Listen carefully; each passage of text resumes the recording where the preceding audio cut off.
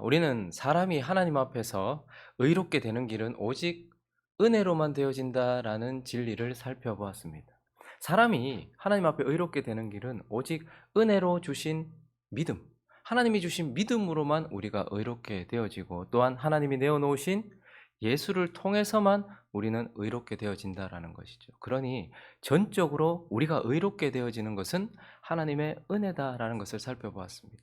그리고 이제 이 하나님의 은혜로 의롭게 된 자들은 결코 죄에 거할 수 없다, 결코 죄에 머물러 있을 수 없다라는 진리도 살펴보았습니다. 왜 은혜로 하나님 앞에 의롭다 칭함을 받았는데 더 이상 죄에 거하지 아니합니까? 왜 그렇습니까? 우리가 살펴보았던 3절과 4절을 보면요, 무릇 그리스도 예수와 합하여 세례를 받은 우리는 그의 죽으심과 합하여 세례를 받은 줄을 알지 못하느냐? 그러므로 우리가 그의 죽으심과 합하여 세례를 받음으로 그와 함께 장사되었나니, 이는 아버지의 영광으로 말미암아 그리스도를 죽은 자 가운데서 살리심과 같이 우리로 또한 새 생명 가운데서 행하게 하려 함이라. 즉 우리는 예수 그리스도와 연합하여서 그분에게 일어났던 모든 일이 내게 실제가 되었고, 그분이 가지고 있는 모든 것이 내가 가지고 있는 것이 되었다라는 거예요. 우리가 왜 더 이상 죄에 거할 수 없는가 하면, 우리와 연합된 예수 그리스도가 죄에 대하여 죽었기 때문에 우리는 그와 합하여 세례를 받았다. 내적인 믿음과 외적인 세례를 통하여서 그와 연합되어졌다. 그러니 예수 그리스도에게 일어난 그 일이 내게 그대로 일어났기 때문이다. 그는 죄에 대하여 죽은 자다. 나도 죄에 대하여 죽었기 때문에, 예수와 연합되었기 때문에 우리는 더 이상 죄에 거할 수 없다라고 이렇게 말씀합니다. 그리고 또 하나 이유가 무엇입니까? 우리가 은혜로 의롭다함을 받은 자들이 더 이상 죄에 거할 수 없는 이유는 우리가 법 아래 있지 않고 은혜 아래 있기 때문이에요. 14절은 이렇게 말씀하고 있죠. 죄가 너희를 주장하지 못하리니 이는 너희가 법 아래 있지 아니하고 어디 아래 있다고요? 은혜 아래 있다라는 거예요. 왜 우리가 더 이상 죄에 거할 수 없는가? 왜 우리는 더 이상 죄인이 아닌가? 왜 더 이상 죄에 거하지 아니하는가? 그건 아예 우리 하늘이 바뀌었기 때문이다. 우리는 법 아래 있지 않고 은혜 아래 있다라는 거예요. 왜 법이 죄가 살아난, 죄는 참 아이러니해요. 죄는 어디에서 살아납니까? 죄의 권능은 어디에서 옵니까? 희한하게 법이 있어야지만 죄가 살아나요. 예를 들어서 음란한 짓을 했는데 간통죄라는 죄가 없으면, 벌이 없으면, 법이 없으면 그 죄는 죄가 아닌 거예요. 누군가를 죽였는데 죽이지 말라라는 법이 없으면 그 죄는 아무런 효력을 발휘하지 못해요. 힘이 없는 거예요. 그런데 불륜이 죄다라는 법이 있고, 살인이 죄다, 거짓말과 사기가 죄다라는 법이 있어야지만 그 법 가운데서 뭐가 생기는 거예요? 죄가 권능을 얻는 거예요. 그래서 고린도전서 15장을 가보시면 56절은 이렇게 말씀하고 있는데, 사망이 쏘는 것은 뭐예요? 죄. 그러니까 우리가 사망 가운데 가는 이유는 죄 때문이에요. 그런데 죄의 권능은 또 어디에서 온다는 거예요? 율법에서부터 온다는 거예요. 그러니까 법이 있으니까 죄가 살아나는 거예요. 거짓말하지 말라? 라는 법이 있으니까 죄가 살아나는 거예요. 간음하지 말라? 라는 법이 있으니까 죄가 살아나는 거예요. 그런데 하나님은 우리를 법 아래 두지 않고 지금 어디 아래 두셨다는 거예요? 은혜 아래 두셨다는 거예요. 아예 우리를 통치하는 수단 자체가 달라졌다는 거예요. 우리가 법 아래 있었으면 늘 죄가 살아나고 우리는 죽어요. 죄 때문에. 그런데 이제 하나님은 법 아래 두지 않고 우리를 은혜 안에 두셨기 때문에 더 이상 죄에 거할 수 없도록 아예 근본적으로 이 문제들을 그냥 해결해 버리셨어요. 그리고요, 이 은혜 자체가 어떤 속성을 가지고 있다고요? 우리가 그저께 살펴봤던 것처럼 은혜 자체는 법과는 다른 권능과 법과는 다른 능력으로 죄를 철저하게 억제하고 금지시킨다라는 거예요. 은혜가 가만히 있는 게 아니고요. 은혜가 우리 속에서 역사해서 죄를 억제하고, 은혜가 우리 안에서, 우리 가운데서 역사해서 죄를 금지시키면서 죄와 멀어지게 만든단 말입니다. 그러니 처음부터 우리는 이제 법 아래 있지 않고 은혜 아래 있고, 그리고 이 은혜가 우리를 계속해서부터 죄로부터 멀어지게 만들고 금지하고 억제시키기 때문에 우리는 더 이상 죄에 거할 수 없다라고 이렇게 말해요. 그래서 우리가 이 6장을 시작하면서 먼저 우리는 하나님의 은혜로 의롭다 하심 받은 자가 더 이상 죄에 거할 수 없도록 하신 하나님의 일, 하나님 우리를 옮겨버리셨잖아요. 하나님 우리 존재를 바꿔버리셨어요. 예수와 연합시켜버리고 법 아래에 있던 우리를 은혜 아래에 두시면서 그분이 하신 일이 뭔가, 그래서 우리가 더 이상 죄에 거할 수 없게 하는 진리적 이론, 이것에 대해서 우리가 살펴보았어요. 왜 우리는 더 이상 죄에 거할 수 없는가? 이론과 하나님이 하신 일에 대해서 살펴보았어요. 이제 이 6장을 마무리하면서 이제는 은혜로 의롭다 하심을 받은 자들이 왜 더 이상 죄에 거할 수 없게 하는지와 관련해서 우리가 그러면 해야 될 일은 무엇인지, 우리에게 맡겨진 책임, 이제 이론이 아니라 우리에게 주어진 실천사항, 실제적인 지침, 이런 것들에 대하여서 살펴보려고 해요. 우리가 그저께에는 우리가 더 이상 죄에 거할 수 없도록 한 이유가 뭔지 근원적인 이론과 그리고 그것을 위해 하나님이 하신 일을 봤다면, 이제 더 이상 죄에 거하지 않도록 하기 위해서 우리가 해야 될 일, 우리에게 맡겨진 책임과 의무, 그래서 이론이 아니라 실천적인 사항을 두 가지로 나눠서 살펴보려고 하는데요. 그 첫 번째는 바로 여기라라는 겁니다. 여기라. 우리가 더 이상 죄에 거할 수 없도록 하나님께서 일하셨어요. 아예 근본 자체를 바꾸셨어요. 우리 존재를 바꾸셨고 우리 하늘을 바꾸셨어요. 아예 우리를 바꾸셨어요. 하나님이 일하셨어요. 그렇기 때문에 하나님은 우리에게 이제 우리가 죄에 거하지 않기 위해서 먼저 요구하시는 것이 아니라 하나님이 죄에 거할 수 없도록 조치해 놓으셨기 때문에 그 조치로 인하여서, 그 진리로 인하여서 우리에게 하나님은 실천사항을 주시는데 10절과 11절 읽습니다. 시작. 그가 죽으심은 죄에 대하여 단번에 죽으심이요 그가 살아계심은 하나님께 대하여 살아계심이니 이와 같이 너희도 너희 자신을 죄에 대하여는 죽은 자요 그리스도 예수 안에서 하나님께 대하여는 살아있는 자로 뭐하라? 여기라, 여길지어다, 이렇게 말하고 있어요. 우리가 믿는 믿음이 바로 이것입니다. 예수가 역사적으로 2000년 전에 십자가에서 못 박혀 죽으심으로 내 죄를 사하셨다라는 것을 믿는 것, 그것 여기는 것도 매우 중요해요. 그러나 하나님은 우리에게 또한 로마에 있는 성도들에게 말하고 있잖아요. 너희가 뭘 믿느냐? 그리스도가 십자가에서 죽으셨다라는 것과 함께 그와 같이 너희도 그리스도와 같이 죄에 대하여는 죽은 자요 하나님께 대하여는 산 자로 여기라. 여기는 것이, 믿는 것이 그렇게 중요하다라는 것입니다. 그래서 그 사람이 어떻게 여기느냐에 따라서 그 사람의 삶은 완전히 바뀌어요. 하나님은 모든 조치를 다 해놓으셨어요.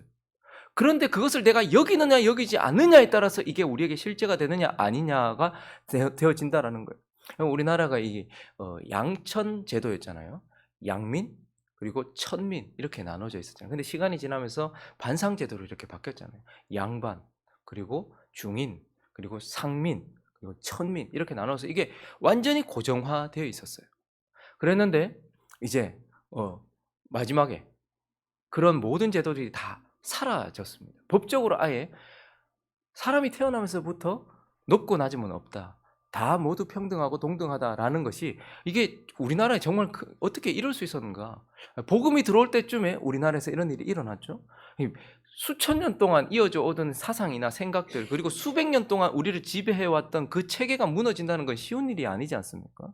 그런데 양반도 없고 상민도 없고 천민도 없다라고 지정해 놓은, 완전히 하늘이 바뀌어버린 이 상황 속에서 분명하게 그러한 일들이 일어났지만 그 일이 실제되는 데는 상당히 오랜 시간이 걸렸습니다. 제도에 문제가 있었던 것이 아니에요. 제도는 확실하게 더 이상 양반과 천민이 없다라고 말했지만 문제는 무엇이냐면 그 법에 따라서 그들이 여기지 아니하였다는 거예요. 양반들이 더 이상 너는 저 사람의 주인이 아니다 라고 말해도 양반들은 여전히 주인인 것처럼 여겼어요. 그래서 에헴 했어요. 지나가면 시켰어요. 야 일로 와, 내 밭 가라 시켰어요. 그런데 그 법이 없어졌는데도 불구하고 이 천민들조차도 주인이 지나가면 고개를 조아렸어요. 여전히 여겨지지 않으니까요. 내 아버지의 아버지가 저 사람의 종이었는데, 내 아버지가 종이었는데, 나도 종이었는데 이게 여겨지지가 않는 것이죠. 그래서 그 주인이 시키면 시키는 대로 여전히 법은 달라졌고 그들의 삶은 완전히 달라졌음에도 불구하고 그들이 여기지 못했다는 거예요. 그래서 제가 저번에 한번 한 분의 그 이야기 적혀 있었던 걸 한번 말씀드린 적이 있었잖아요. 그런데 이 천민이 주인이 지나가는데 고개를 숙이지 않았어요. 매를 들고 주인이 왔어요. 어디 주인이 가는데 고개를 빳빳하게 쳐들고 하면서 매를 들려고 했고, 어디라고 했을 때 그 사람이 딱 얼굴을 쳐들고서 얘기했어요. 이제 더 이상 당신은 내 주인이 아니요. 나는 당신의 노예도 종도 아니요. 법을 알지 못하는가? 지금 어떤 하늘 아래에 있는데 당신이 지금 나에게 주인 행세를 하는가? 나는 이제 더 이상 당신에게 매여있는 종이 아니요 라고 그가 여기고 있었던 것을 선포했을 때 주인도 놀랬고 주변에 있는 사람도 놀랬던 것이죠. 죄는 여전히 여기지 않습니다. 우리를 종이라고 생각을 해요. 그래서 끊임없이 지금까지 우리를 이끌어왔던 대로 죄는 여전히 폭군이 되어서 우리를 이끌려고 해요. 그런데 하나님은 죄에게 말씀하시는 것이 아니라 우리에게 말씀하세요. 너희는 이제 죄의 종이 아니다. 죄에 대하여 죽었다. 죄와의 관계가 끊어졌다. 이집트의 바로로부터 너희는 완전히 벗어났다. 이제 그가 너희 하늘이 아니요 그가 너희 주인이 아니다. 그러므로 죄에 대하여는 죽은 자요 하나님께 대하여 산 자로 여기라. 죄가 우리를 주장하려고 할 때마다 우리도 그 천민이 말했던 것처럼 이제 더 이상 너는 나의 주인이 아니다라고 고백을 하고 선포를 해야 되는 거예요. 사람이 너무 연약하게 죄에 끌려다닙니다. 마치 죄가 여전히 내 주인인 것처럼. 그러나 하나님 말씀하십니다. 너희는 죄에 대하여는 죽은 자다. 이제 죄는 더 이상 너의 주인이 아니다. 뭣도 아니다. 그러므로 죄에 대한 죽은 자로 하나님께 대한 산 자로 여기라 라고 하나님이 해놓으신 조치를 기반으로 우리에게 실천사항을 주시면서 이게 너희 책임이고 의무다 라고 말씀하시는 것입니다. 그리고 또 하나 오늘 본문을 통하여서 이제 은혜로 의롭게 된 자가 더 이상 죄에 거할 수 없도록 우리에게 주신 실천사항 두 번째, 이것도 중요합니다. 바로 드리라라는 것입니다. 드리라. 그럼 우리가 방금 읽었던 것처럼 죄에 대한 죽은 자요 하나님께 대한 산자로 여기라라는 말을 바울은 로마 성도들이 더 확실하게 알아들을 수 있도록 이 말이 무엇과 같은지를 또 다른 표현을 통하여서 우리에게 가르쳐 주는데 17절과 18절입니다. 읽습니다. 시작. 하나님께 감사하리로다. 너희가 본래 죄의 종이더니 너희에게 전하여 준 바 교훈의 본을 마음으로 순종하여 죄로부터 해방되어 의에게 종이 되었느니라. 죄에 대하여 죽었다 하나님께 대하여. 이건 무슨 말이냐? 로마 시대에는 스스로 종된 자들이 많았어요. 그래서 지금 바울은 그것을 확실하게 알아들을 수 있도록 너희가 죄에 대하여 죽었고 의에 대해 살았다, 하나님께 대하여 살았다라는 말은 이전에는 죄의 종이었는데 이제는 벗어나 주인이 바뀌어서 의라는 주인, 예전에는 죄가 네 주인이었다. 네 속에 있는 죄가 네 주인이었다. 그러나 이제는 네 속에 있는 하나님께서 주신 의가 네 주인이다 라고 말씀하시면서 네가 이제 주인이 바뀐 종이 되었다라고 우리에게 말씀하고 있는 거예요. 그렇기 때문에 이전에 우리가 죄를 섬겼던 것처럼 죄에게 나 자신을 내어주고 죄가 원하는 대로 내 지체를 내어줬던 것처럼 이제는 어떻게 하는 거예요? 하나님을 섬길 수 있는 자유를 얻었으니 하나님께 자기 자신을 내놓으라는 거예요. 죄의 종이란 말은 스스로 무엇인가를 선택할 수 있는 상태에 있다라는 자유를 가진 자예요. 그런데 죄의 종이라는 말은 하나님을 섬길 수 있는 자유는 없는 자들을 말해요. 그래서 의에는 자유로웠어요. 자유라는 말을 오해하면 안 되는데 자유라는 말은 내가 스스로 내 의지를 가지고서 뭔가 선택할 수 있을 때 자유예요. 그리고요, 하나님이 내게 원하시는 것을 할 수 있을 때, 하나님을 섬길 수 있을 때에도 자유예요. 그래서 완전한 자유는 내가 어떠한 것을 내 스스로 선택하고 내가 하나님이 요구하시는 것을 할 수 있을 때 완전한 자유예요. 그런데요, 죄에게 종이었을 때는 반 틈만 자유를 가지고 있어요. 내가 스스로 마음대로 할 수는 있어요. 그래서 내가 원하는 대로 죄를 지을 수 있어요.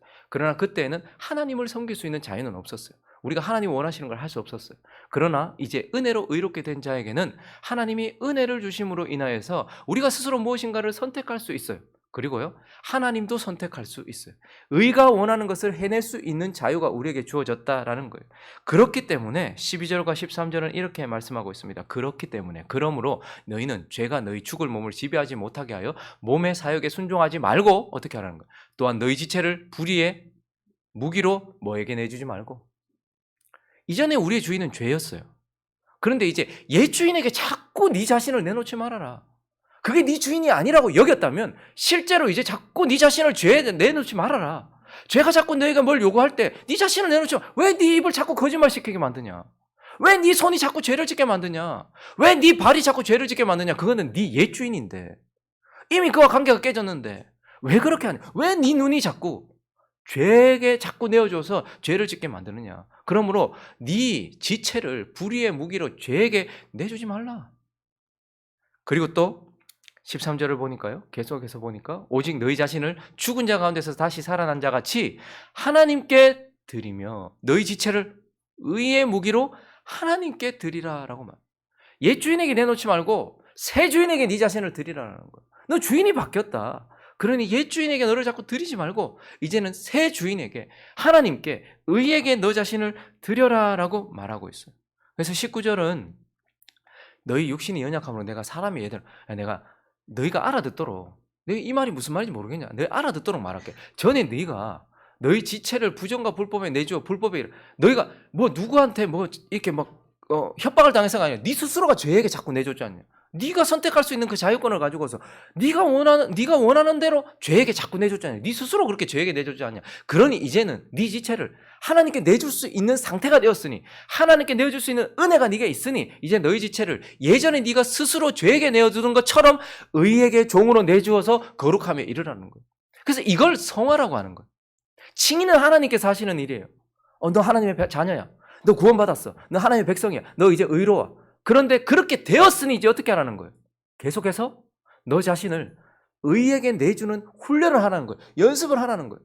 여러분, 평생을 나를 지휘하고 평생 나를 괴롭히던, 나에게 무섭게 군림하고 있었던 주인이 내 앞에서 매를 들고 나를 향해서 칼을 들고 있는데 두렵지 않을 사람이 어디 있겠습니까? 그러나 죄가 폭군처럼 나를 인도하려고 하고 나를 끌어가려고 할 때에, 그때 여기라는 거예요. 죄는 더 이상 내 주인이 아니야. 나는 저의 종이 아니야. 그리고 내 앞에 이 주인보다 더 크고 놀라운 주인이 내 앞에 있어. 하나님이 이제 내 주인이야. 그러니 내 자신을 계속해서 내주는 훈련. 그게 예배고 그게 삶이라는 거예요. 그래서 두 가지 실천사항을 우리에게 명확하게 말해요. 그래서 늘 기억하십시오. 죄에 대한 죽은 자요, 하나님께는 산 자로 여길지어다. 여기라. 그리고 불의의 지체를 불의의 무기로 죄에게 내주지 말고 의에게, 하나님께 내어드리라. 그래서 여기라, 드리라. 이걸 계속해서 생각하시기 바랍니다. 신앙생활이란 이 두 가지를 연속해서 함으로 이것이 이제 무의식 중에도 나타나는, 처음에는 의식해야 돼요. 나는 죄에 대하여 죽었지. 죄에게 나를 드리면 안 되지. 의식하게 되지만 실제가 되면요, 무의식 중 가운데서도 죄가 나의 주인이 아니라는 것을 여기게 될 것이고, 그리고 나 자신을 하나님께 내어드리게 되어질 것이다 라는 것입니다. 말씀을 정리하겠습니다. 은혜로 의롭다 함을 받은 자는요, 결코 계속 죄에 거할 수 없습니다. 왜 그렇습니까? 하나님이 예수와 우리를 연합시키셔서 죄와의 관계를 끊어버리셨기 때문에 그래요. 하나님께서 이집트에서 끌어내시고 홍해를 건너게 하시면서 그냥 이집트와 이스라엘 백성들의 관계를 끊어버리신 것처럼, 우리가 스스로 돌아가지 않는 한 이제 더 이상 이집트의 바로는, 이집트의 강력한 군대는 우리에게 아무것도 할 수 없는, 그래서 우린 더 이상 죄에 거할 수 없는 이유는 우리가 존재 자체가 예수 그리스도와 연합하여 하나님께 대하여 살았고 죄에 대한 죽은 존재가 되었기 때문이에요. 그리고요, 법 아래 있지 않아요. 이제 더 이상 법이 있어야 죄가 살죠. 근데 법이 없어요. 우리에게는 은혜가 있어요. 그 은혜 아래로 우리를 옮겨 놓으셨기 때문에 우리는 더 이상 죄에 더 이상 거할 수도 없는 거예요. 그러나 오늘 본문을 통해서 또 하나님께서 뭘 말씀하십니까? 은혜로 의롭다 하심을 받은 자를 하나님께서 계속 어디로 부르시는 거예요? 거룩으로 불러내시는 거예요. 성화로 불러내시기 때문에 우린 더 이상 죄에 거할 수가 없어요. 그래서 오늘 19절을 읽겠습니다. 마지막으로 읽고 마치도록 하겠습니다. 시작. 너희 육신이 연약함으로 내가 사람의 예대로 말하노니, 전에 너희가 너희 지체를 부정과 불법에 내주어 불법에 이른 것 같이 이제는 너희 지체를 의에게 종으로 내주어 거룩함에 이르라. 여기라. 죄에 대한 죽은 자여 하나님께서 한 자로 여기라. 그리고 너희 세주인인 의에게, 하나님에게 자기 자신을 드리라. 그리고 이제 이르라 라고 말해요. 하나님께서 계속 거룩함으로 우리를 부르고 계신데, 우리를 처음 불러 구원으로 이끌어주셨고 우리를 불러 의롭다 이끌어주신 그분이 이제 우리를 계속 칭의에 머물러 있지 않고 성화로 계속해서 부르시는데 어떻게 죄에 거하겠느냐. 그러니 기억해라. 여기라, 드리라, 그리고 이르라. 이것이 하나님의 부르심이기 때문에 더 이상 죄에 거할 수 없다라는 것을 기억하시면서 오늘의 삶도 그리고 내일의 삶도 우리의 남아있는 삶이 이러한 여기고 드리고 이르는 삶이 되어지는 저와 여러분 되시기를 예수 그리스도의 이름으로 축원합니다.